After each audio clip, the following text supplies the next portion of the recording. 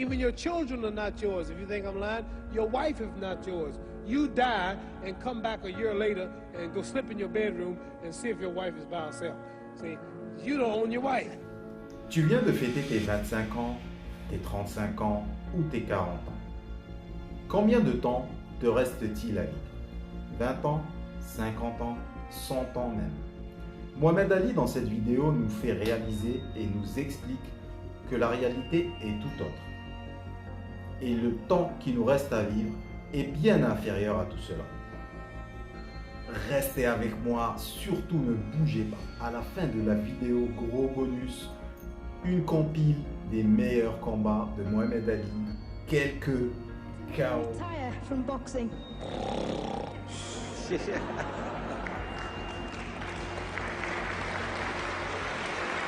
I think he's probably taking the last count at the moment. I'll do my best to wake him up. Just sleep. That's all I'm gonna do. It's all he wants to do when he retires. Now, when I retire from boxing, I really don't know. I want to say something right here. This might make you all think. Life is not really long. Let's say the average person 30 years old.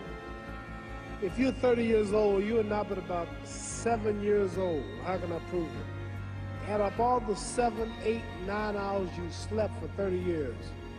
Out of 30 years, add up all the nights, last night when you went to bed and woke up this morning, you don't remember a thing. You've been unconscious for about 8 years. If you're 30 years old, you slept about 8 years. Okay. How much traveling have you done in 30 years? From the television station to home, to another country, to another city, to school, to church. You've probably traveled 2 years your life was spent just getting back and forth to where you're going. So there's 8 years of sleeping, 2 years of traveling. There's 30 years out of your life before you accomplish anything. How long do you sit in school? In America, we stay in school from the 12th grade to, from the 1st grade to 12th grade. Same here? Yeah, virtually. 6 hours a day? Yeah. 6 hours a day for 12 years, break it down, you sat in the classroom for 3 years without leaving.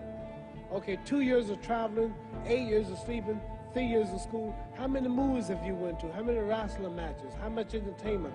How many movie theaters, live plays, baseball games? Probably 2 years of entertainment. So by the time a man, you older people know him, bear witness what I'm saying, by the time you have children, by the time you have made a way for your children, by the time you've paid for your home, you're pushing 60 years old. So life is real short. So you add up all your traveling, add up all your sleeping, add up all your school, add up all your entertainment, you've probably been half your life doing nothing. So what am I'm 35 years old, 30 more years, I'll be 65. We don't have no more influence. We can't do nothing much at 65. Your wife will tell you that.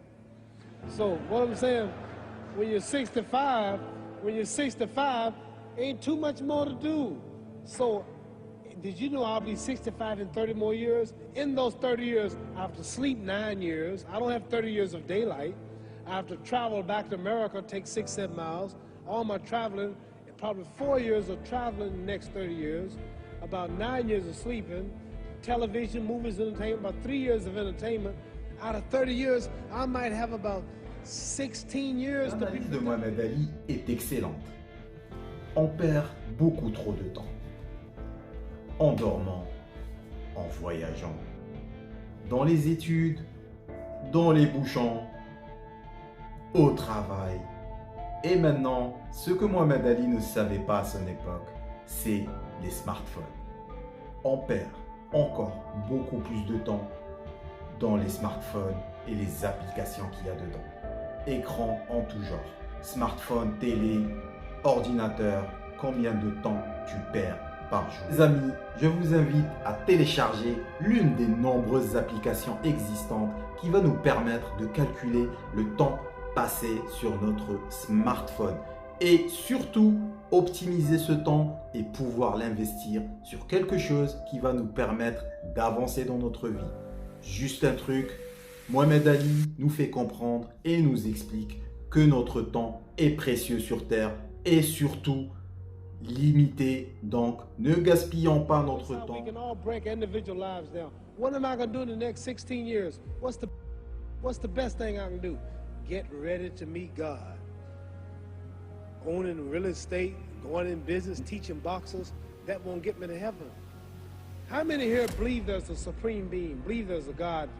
How many believe there's some power that made the sun, the moon, the stars? How many believe that this stuff didn't just come out here? Somebody wiser than us made it. How many believe there's a God?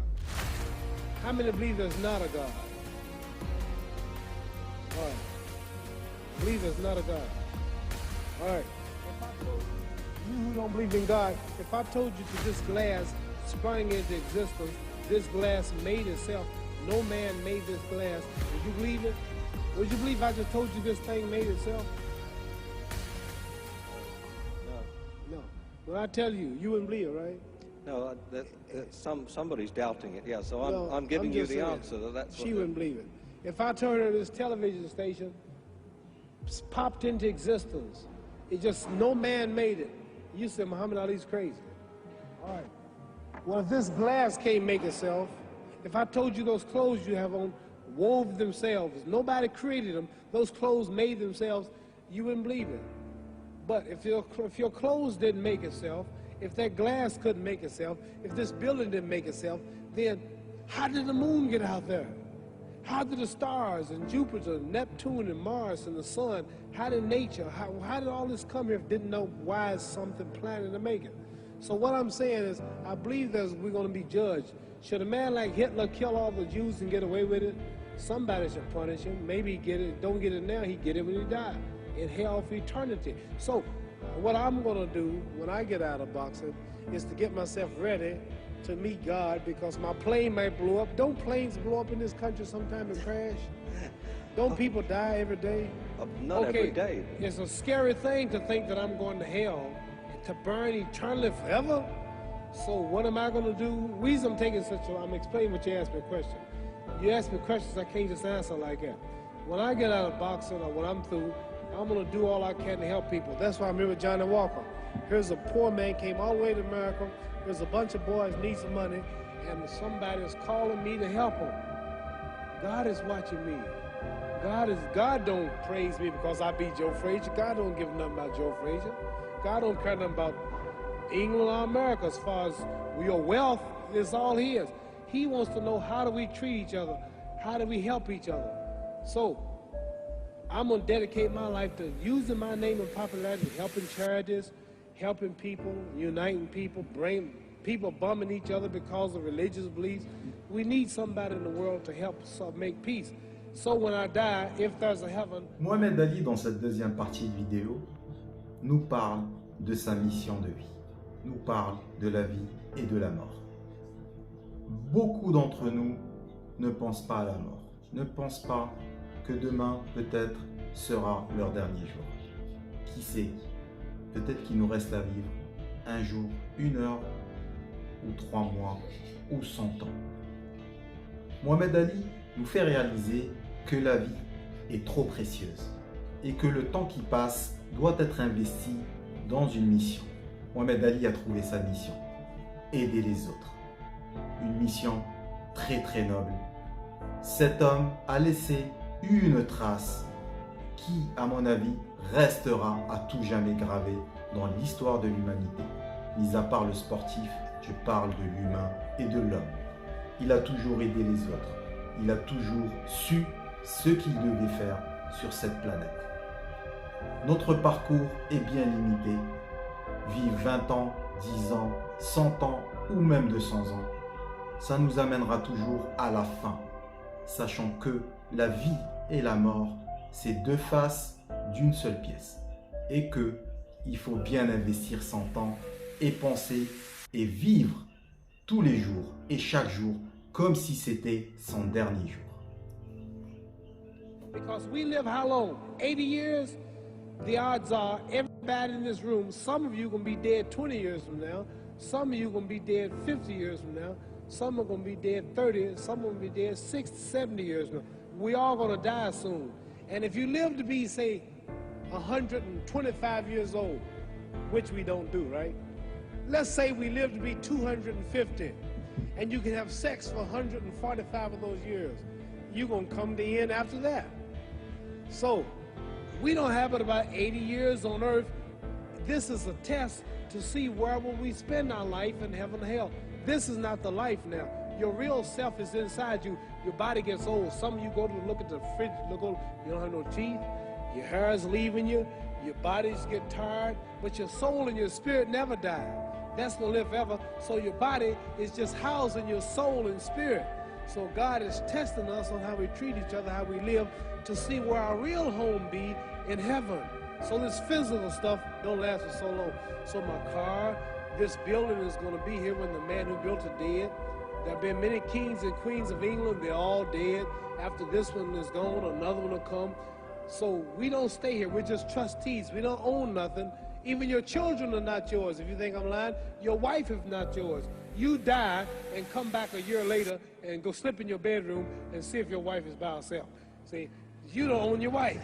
You don't own you. I divorced my wife. You may have read about it. And my 4 children, they call another man daddy now.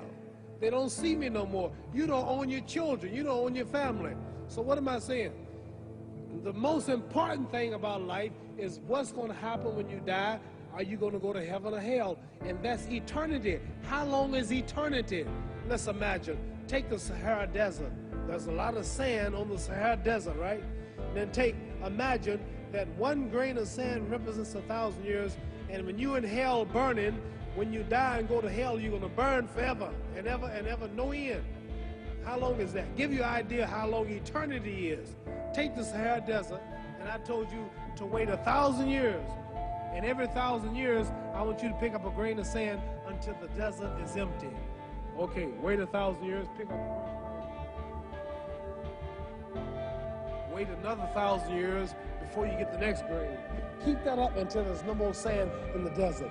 Whew. You know how long America's not but 200 years old. We got 800 more years to go before 1,000. So it just scares me to think that I'm going to die one day and go to hell. I'm on an airplane that might blow up. I'm always traveling. And to go to hell and God is going to judge my soul. The police, I might kill people. I might rob people. The authorities might not catch me. The FBI, Scotland Yard might not catch me. But when I die, somebody's watching me and keeping count, and I can't get away, and I'm going to burn forever and ever and ever. I'll go to heaven. So what am I going to do when I'm through fighting? I only have 16 years to be productive, get myself ready to meet God and go to the best place. Don't that make sense? Thank you. Cet homme est fascinant. Son détachement à l'égard des biens matériels et du monde de la matière le rend vraiment légendaire. Cet homme est détaché de tout. Des titres, de l'argent, des maisons, de sa femme et même de ses enfants. Mohamed Ali nous explique que même notre corps ne nous appartient pas. Et je le rejoins parfaitement dans cette idée et dans cette philosophie. Rien ne nous appartient sur ce monde, on fait que traverser d'un point A à un point B. La fin de notre vie, c'est notre passage vers l'au-delà. On sera jugé, chacun croit en ce qu'il croit. Pour ma part, je sais qu'on sera jugé et je sais qu'on a tous une mission dans cette vie et à nous de l'accomplir et à nous d'investir dans notre temps dans des choses qui vont aider les autres et aider l'humanité à avancer et à s'épanouir. Merci Mohamed Ali pour cette leçon de vie incroyable. Moi, je reste persuadé que cet homme vivra encore et encore et encore dans les mémoires des générations à venir. C'est une légende immortelle. Merci Mohamed Ali. Ouh. Je m'emballe. Bon, dernière partie, les meilleurs moments, les meilleurs combats de Mohamed Ali. Petite compilation. Merci pour votre visionnage et n'hésitez pas à vous abonner et mettre plein de likes. Cela va m'aider à développer cette chaîne. That one big punch to take Clay out of there. Ripping punches by Clay and more. Cut out of Boys High School in Brooklyn. Hey, he hurt Lyle. Ali got to Lyle. Lyle is in trouble. He hurt him with a left. Lyle went back against the ropes. 11th round action. And Ali in command. Lyle's eyes are glassy. He's staggering. This time Lyle is ready to go. Look at that. Muhammad Ali. This is Muhammad Ali. Even at 33. Suddenly.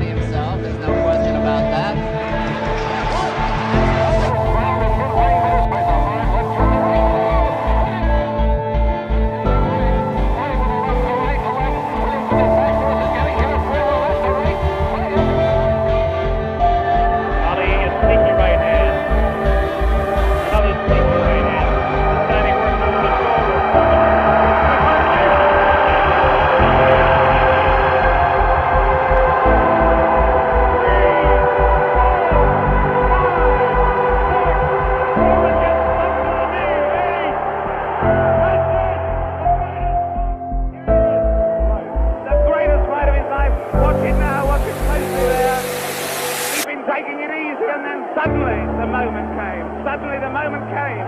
Watch it. And that was no bantam. That was no bantam punch.